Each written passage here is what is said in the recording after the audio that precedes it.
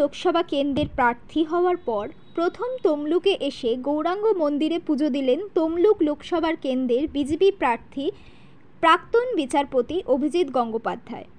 নন্দীগ্রাম থেকে ফিরে তমলুক গৌরাঙ্গর মহাপ্রভু মন্দিরে পুজো দেন বিজেপি প্রার্থী। পরে মেচেদা ইস্কন মন্দিরে পুজো দেন বিজেপি প্রার্থী অভিজিৎ গাঙ্গুলি।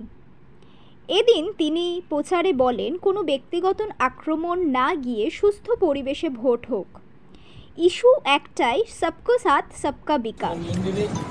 এবং আপনারা যেভাবে উৎসাহ দেখিয়ে সকলে মিলে ঈশ্বরের স্থানে এসছেন এবং সেখানে আমিও এসেছি, আপনার সঙ্গে এখানে দেখা হলো, এটাতে আমি অত্যন্ত ভালো লাগছে এবং আমি অভিভূত। অসম্ভব ভালো অনুভূতি। কারণ এখানে সব মানুষ, সব কর্মী আমাকে যেভাবে বুকে টেনে নিয়েছেন আপনার নিজেদের লোক মনে করে, তাতে আমি অভিভূত এবং আমি তমলুকের মতো একটা ঐতিহ্যময় জায়গায় প্রার্থী হতে পেরে আমি অত্যন্ত গর্বিত। তমলুকের দীর্ঘ ইতিহাস, সেই ইতিহাসের কথা একদিন আপনাদের সঙ্গে আলোচনা করা যাবে, এক্ষুনি তার পরিসর নেই। কিন্তু তমলুকের দিকে তাকালে বোঝা যায় যে তমলুক কত কালচার একটা জায়গা।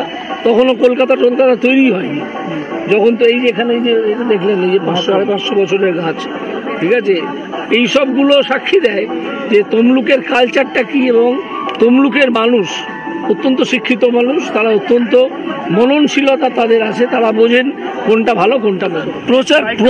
প্রচারে তো পরিশ্রম আসি, কিন্তু আমি প্রতিপক্ষদের সম্বন্ধে কোনো বক্তব্যই রাখতে চাই না, তাদেরকে কোনো রকম ব্যক্তিগত আক্রমণ করতে চাই না।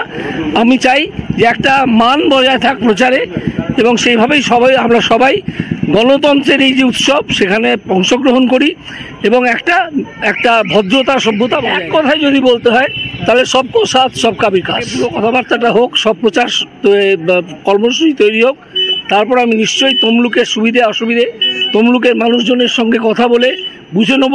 তারপরে একটা সকলের সম্মতি নিয়ে, যারা রাজনীতি করছেন সকলের সম্মতি নিয়ে একটা কমন পরিকল্পনা তৈরি করা হবে, যাতে মানুষের আরও সুবিধে, যেটুকু সুবিধে আছে সেটাকে আরও বাড়িয়ে দেওয়া যায়।